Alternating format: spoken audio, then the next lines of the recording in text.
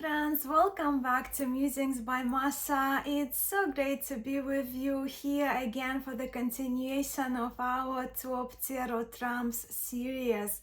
We do have quite a bit to cover today, so let me give you a quick overview of what to come in this video. We will begin today with a short excursion into tarot history, which now has become rather customary for me to do in the series, where we'll have a look at the progression of the Chariot card from the earliest tarot decks I have, Italian historic tarot decks I have in my tarot library, to a few examples from contemporary decks as well that I love. Then, as per usual, I will share with you a selection of my top 5 Chariot cards, top 5 iterations of a tarot chariot, and today's video will be unique in the sense that these 5 cards will be from the tarot decks that I haven't featured in that favorite top tarot trumps part in my videos yet. Afterwards, a new feature will be coming to the Top Tarot Trump series and to my channel. It's very unusual for me to do, but today I have planned to do a few shout outs to the wonderful YouTube tarot channels, to the wonderful content creators who are participating in these Top Tarot Trumps series through the amazing video responses. So I'm very excited about our today's shout outs, which will become a continuous feature in the series. And then, very important, then we will need to decide which tarot trump will be our next justice or strength or justice. Well, that all will depend on your suggestions, on your votes, so I will absolutely need your help with what to come in our next installment for the Trump numbered 8 for Arcanum 8, but I will return to this perplexity of mine with this decision at the end of this video. But now let's chat about the Chariot. Let's begin with the earliest Charioteers from the oldest illuminated hand-painted Italian tarots you probably are accustomed with already, well, definitely familiar with if you have been watching my installments in these Top Tarot Trumps series. Yes, Visconti tarots again come to the rescue. Without them, this historic detour of mine is completely impossible for me. So here in the Visconti Madrone we see possibly, well, most likely Bianca Maria Visconti depicted seated under a canopy in this chariot pulled by a charioteer, so another person is present. And this one of the possible interpretations of this image is that this hand-painted card shows a marriage procession, right?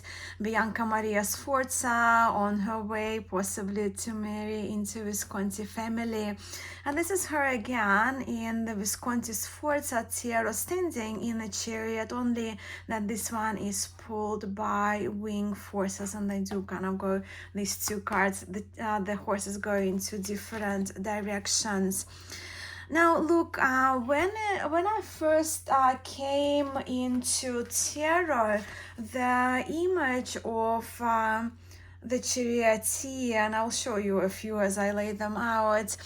The image of the charioteer was one of the more familiar, I was more familiar with, or most familiar with, out of all other tarot images.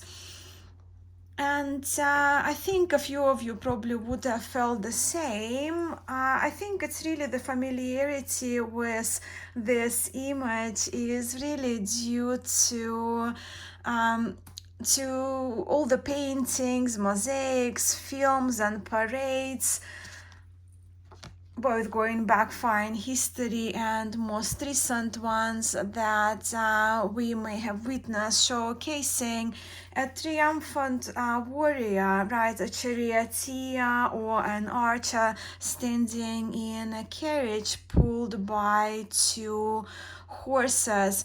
So here just kind of a few variations for us, but what we see in this card is that the gist is just the same kind of French decks, Rouen Brussels decks, right, Tarot de Marseille, but the same gist is that in these cards, just put this one there. We'll put a few Italian representations as well. But yeah, so the same gist is that we do see in our historic chariot a triumphant hero standing in a canopied chariot pulled by two horses, with, of course, the exception of one horse in Rouen Brussels pattern, and in a Viville tarot we see the horses, they do have human faces. But yeah, so the visual representations is quite similar throughout history, well, all the way through until, that's another Italian card for us, but until we are with the occult. So when we enter the occult, and this is two versions of the Worth Tarot French occult. Here we do observe Sphinx added instead of those horses. The canopy stays the same, but also with that we see Kabbalistic references added. And of course with that astrological references added as well, and those of course continue into English occult, where the chariot is associated with the zodiac sign of Cancer. There's the Thoth card for you. I guess why I love the chariot and love seeing it in my readings, as often I do need myself personally, I need a nudge to get going, and that is the reason why I do very much love so many contemporary representations of the charioteer, as these last cards that I'm featuring here, they do convey that drive and bravery, along with projecting their will and willpower and confidence that we can observe in these cards, the qualities I myself personally need. And as we can see, these qualities are reflected in these four cards, which easily could have been featured in my most favorite representations of the Chariot card. But as I mentioned a little earlier, I'm leaving them aside, and I'm including them in this kind of preamble, I guess, part of this video, evolution of the Chariot and Tarot. Because I would like to share with you other Chariot card iterations I love from the tarot decks I actually haven't featured before in this Top Tarot Trumps series.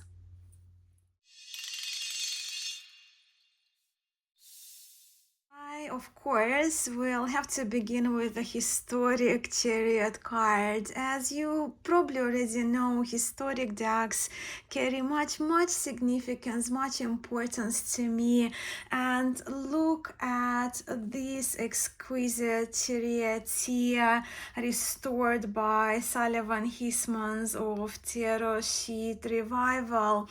The initials here that we see, GS, they reference the original engraver of what we now commonly know as Francois Chausson tarot, and these initials are most likely attributed to Guillaume Solon, who was a card maker operating from Marseille in 1662. I absolutely love this tarot, and this card is a standout card for me.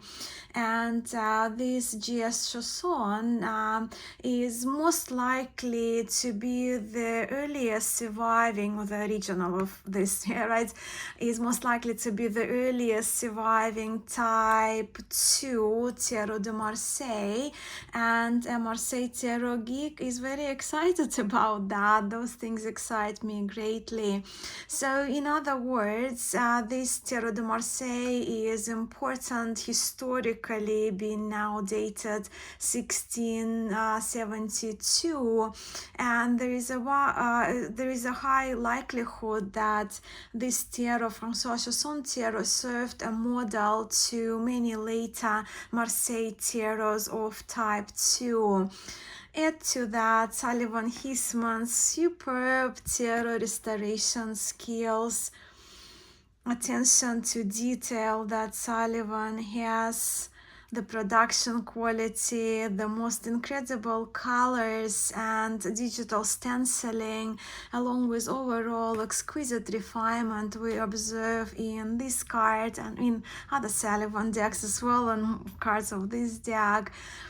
So here we are, of course, with one of my most favorite historic charioteers. I have an inkling that my next chariot will be making an appearance as a favorite of Arcanum 7 from a few of you.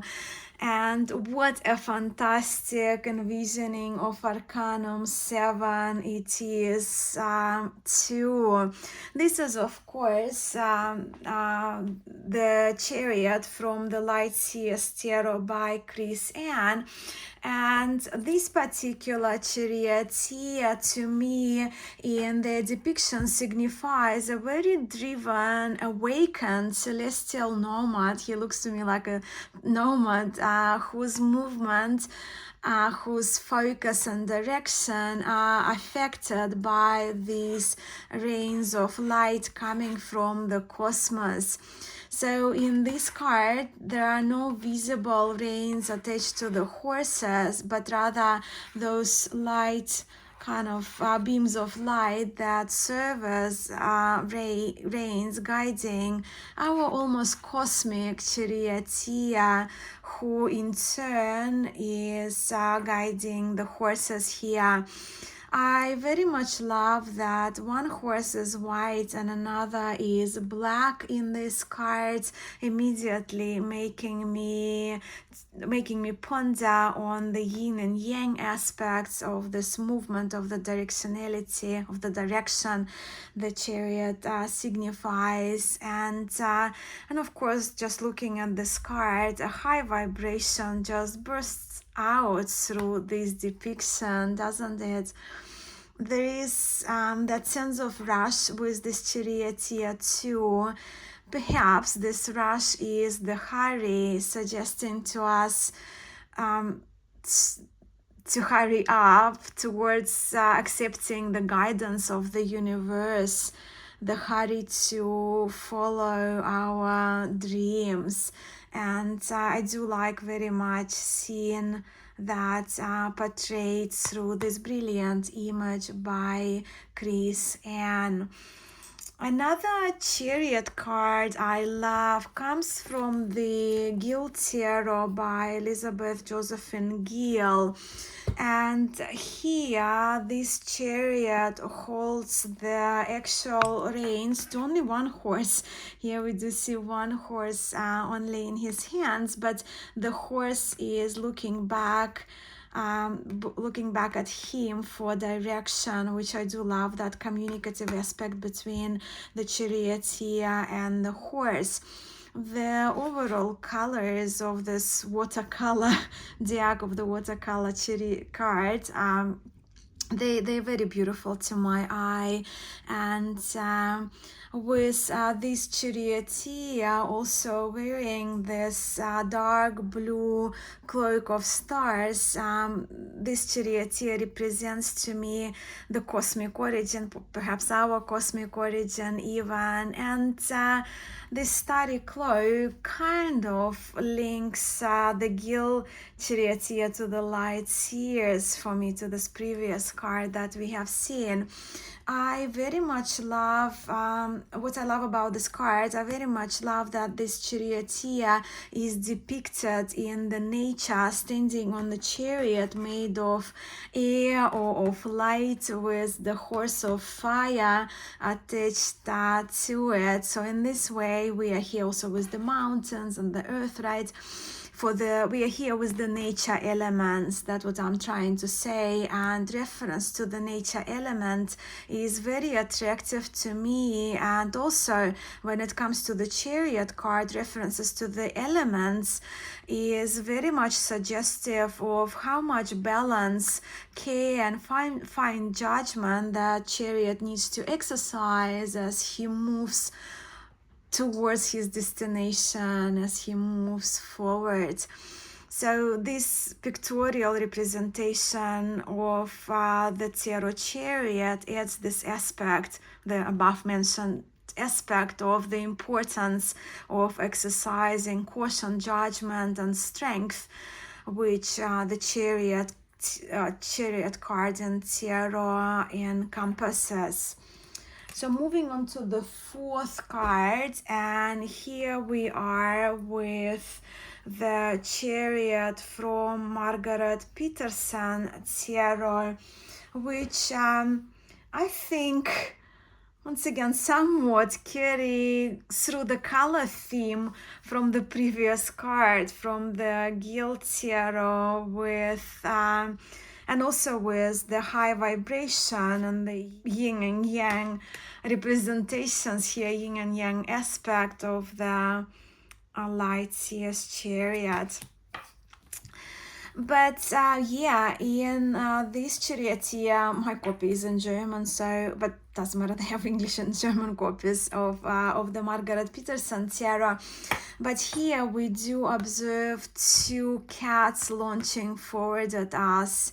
In general, I'm so mesmerized by this tarot by Margaret Peterson, but I haven't been using it much yet.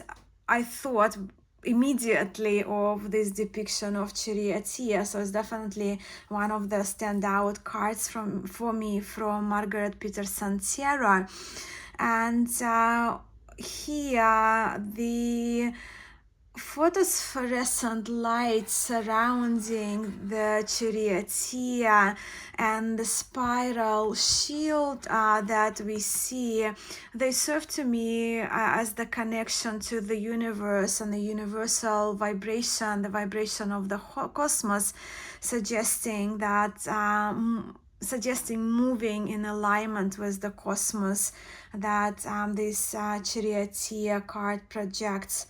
I don't know if it's in the face of the chariot there behind all the vibrancy of those cosmic lights.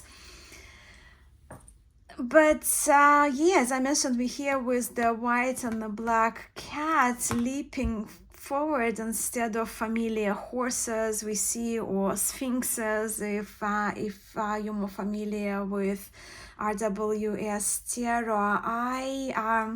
Well, now being a cat mom, I do love to have representations of the cats here, but also seeing the cats makes me think of how cats actually move.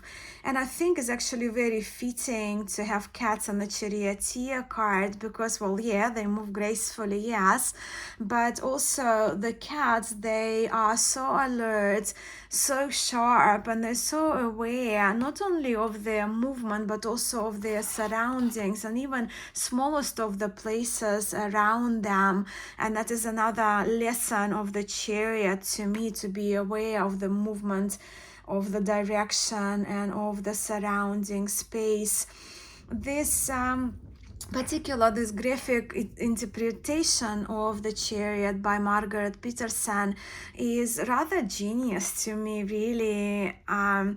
And I truly will have to delve deeper into this tarot, which took Margaret Peterson 21 years to create. So I think this tarot definitely deserves more of my attention. And I'll be curious, actually, if you do have Margaret Peterson tarot, I will be curious to hear about your experience with this tarot, if you happen to have it.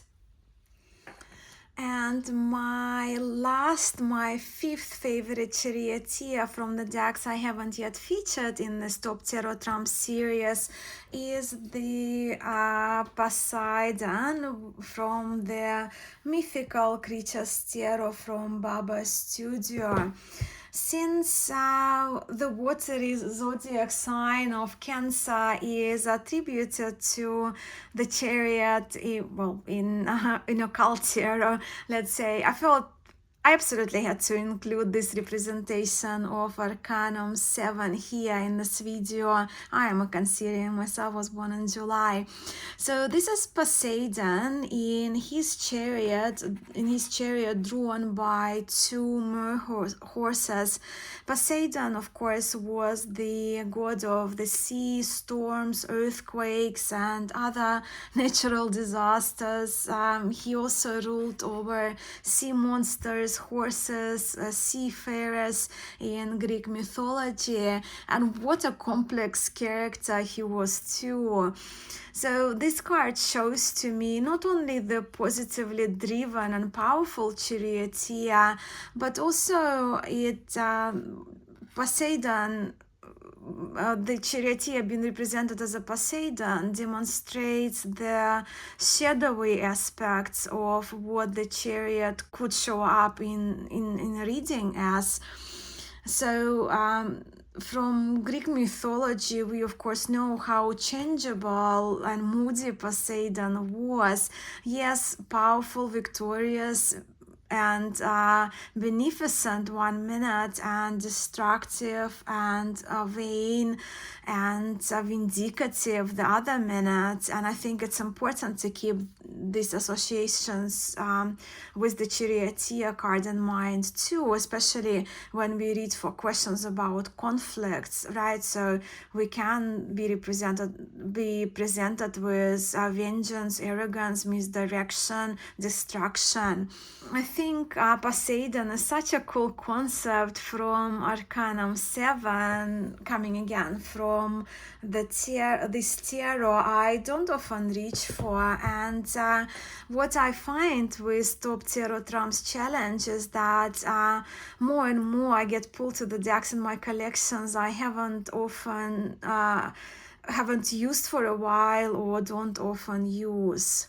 So just to recap, these are my most favorite charioteers, my most favorite iterations of Chariot cards from the decks I haven't featured before here in the series in Top Tarot Trumps. And these cards, they do illustrate this potential for achievement, for victory, being triumphant, of course, too, as seen in this historic charioteer, along with qualities of willpower, of clear vision, of self-discipline, the presence of this driving force and tenacity to advance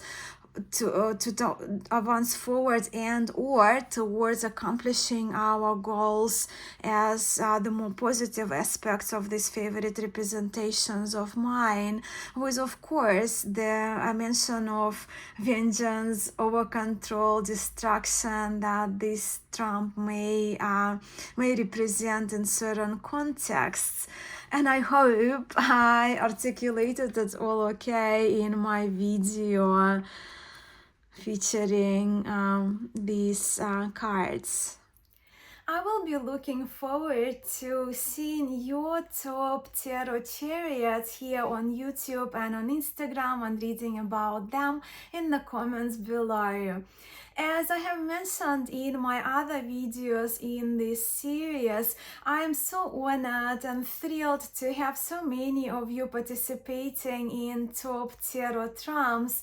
And as a token of my gratitude, and because I do want to share more about your channels, I have decided to include at the end of this video and upcoming videos in this series a short shout out to the YouTube participants, YouTube content creators participating in this Top Tarot Trumps challenge this year. And because I've been doing my top 5 tarot trumps, I think 5 is a sweet number, isn't it?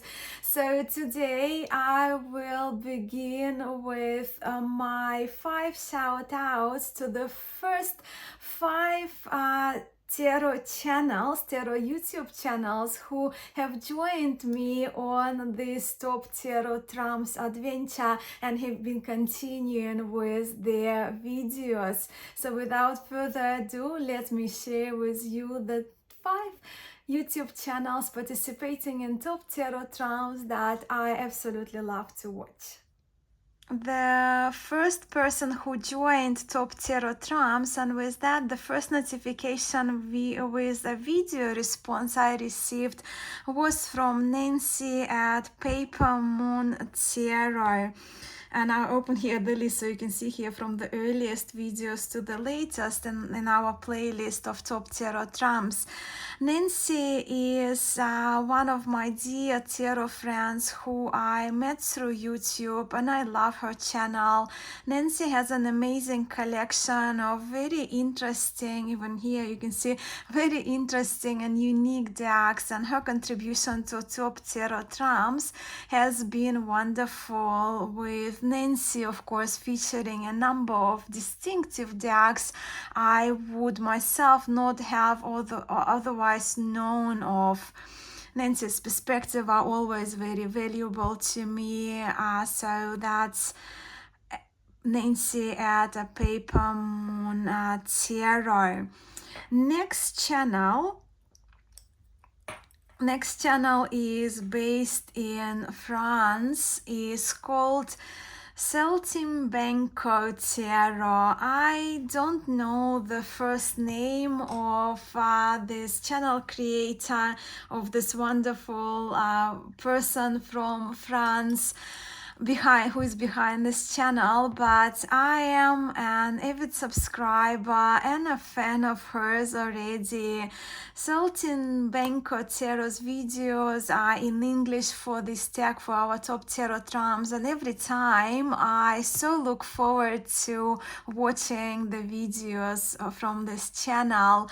The lady behind, she loves both and features both Tarot de Marseille and RWS based decks in her VRs in our Top Tarot Trump series, and I just love her content. So please check out Saltimbanco's Tarot channel. And then we have my dear friend Marilyn from Marilyn Tarot Clarity, who joined Top Tarot Trumps. Marilyn's channel is fantastic. That's the name of the channel, but I will link all of them below for you anyway. And Marilyn's channel is loved by those of us who are especially interested in historic tarot decks and love watching reading demonstration videos as well. Marilyn is an excellent card reader with over 40 plus years of experience with reading cards. And Marilyn and I, we share many historic deck favorites and a few favorite card makers too. And her channel is wonderful, insightful, and informative. Wonderful channel to learn from. Then I was so very thrilled when Sandra from Spirit of Avalon, another person who I consider a friend, joined joined Top Tarot Trumps, and I met Sandra through YouTube as well as most of my favorite people behind my favorite tarot tube channels. Many of you know of Sandra's Spirit of Avalon channel already. Sandra is truly one of the kindest people I have met online. She is an amazing storyteller, which her videos reflect, and Sandra has the best, gentle, calming, soft, beautiful voice I myself can listen to forever, especially when Sandra talks about her favorite cards and all things nature and witchcraft. She's so knowledgeable on those subjects, and yeah, Sandra's channel is the Spirit of Avalon. And my last shout out for today goes to the lovely Julia of Highly Sensitive Tarot, who I learned about Julia actually from her joining Top Tarot Trumps tag, and oh boy, what a delight her video VRs to Top Tarot Trumps have been, and her channel as well. Julia is such a kind and thoughtful, very considerate person, and I absolutely adore her content. And she's got a cat who I love to spot in her videos. Julia usually posts her Top Tarot Trumps VRs on Mondays, and they have become my early week highlights. So yeah, Highly Sensitive Tarot is the name of Julia's channel, and I of course have linked all of these five channels that I have just mentioned in the description of this video below. I sincerely recommend them all. And just one more important thing, especially important if you're participating in Top Tarot Trumps. In 2 weeks' time, we will be at Arcanum 8. And as we know, in Tarot de Marseille and Italian tarot decks, historic Italian tarot decks, Arcanum 8 is allocated to the Justice card, where in the decks following Rider-Waite-Smith tradition, Rider-Waite-Smith lineage, the original or the contemporary ones, we are with Strength card for Key VIII.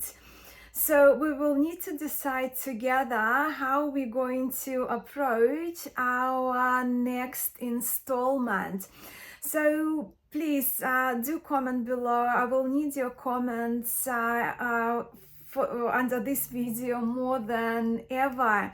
So would you prefer for us to do the Strength card first or Justice, or perhaps you would like to do both together in one video, so we do like a double installment? I will be waiting for your comments, but also in the next week, sometime early next week, or maybe even this weekend, I will do a poll post on Instagram and also in the community section on YouTube as well, so you can vote and we can decide whether we are going to go with oops, it's already upside down, with Justice or Strength, or we would do both in our next feature. So yeah, I will be very grateful for your comments, your suggestions, and your votes on this. And of course, can't wait to see your favorite Chariot cards. But the time has come now for me to conclude this video. I'm sending much love to you all. Thank you so very much for watching. Until next time.